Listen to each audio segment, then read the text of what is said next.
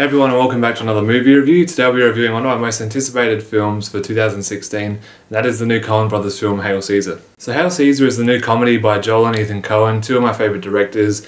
I didn't really know much about these guys a year ago, but last year, towards the end of the year, I watched pretty much all of their films, and when I saw the first trailer for this movie I was really excited. It just looked like their genuine fun side of filmmaking, like Raising Arizona or The Big Lebowski, so I was really looking forward to seeing another original comedy by them. So the movie came out today in Australia, and I just got back from seeing it with my brother and a friend. So Hail Caesar follows Josh Brolin's character Eddie Mannix. It's set in Hollywood in the 1950s, and he's a Hollywood fixer. He kind of goes around and looks after all of the actors and keeps them out of the limelight, tries and keeps them out of the gossip columns and out of trouble and things like that. So he's pretty much there to make their lives easier and to just kind of make sure things don't go haywire. So when George Clooney's character, Baird Whitlock, who was one of the biggest actors at the time, is kidnapped, he's obviously in a mess trying to figure out what's happened, who's kidnapped him and why, and to get him back before any of the gossip gets out into the world. So George Clooney's character, Baird Whitlock, is kind of like, the big time actor of the era.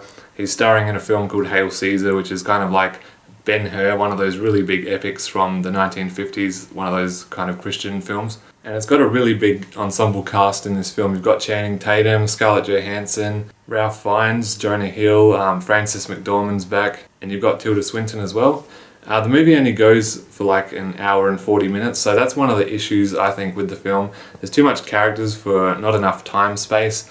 The movie does take place over one day period, so it doesn't really give a lot of time to flesh out a lot of the characters. It's pretty much focused on Josh Brolin the entire time as the main lead, and it flicks back and forth between George Clooney, Scarlett Johansson, Channing Tatum, and all these separate stories that are going on within the film. So it's kind of like little movies within a movie. So going into this film I was looking to see something funny and original that I could have a good laugh at and just enjoy, and unfortunately this film let me down a little bit. It's not a horrible film or anything.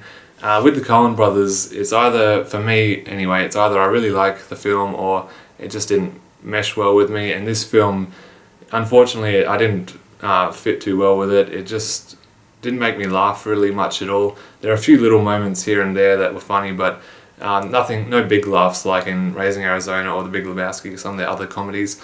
All the acting was great though. The cast is all fantastic. The movie looked awesome. Cinematography by Roger Deakins, so yeah, the movie looked great. The colours and everything, the costumes, the sets, and the visual effects and everything, so everything was on par with that. So while I was watching this movie I was kind of waiting for something really big to happen, something to kind of pay off, and I just kept waiting the whole time for this to happen, and unfortunately I didn't feel like the movie really went anywhere that deep.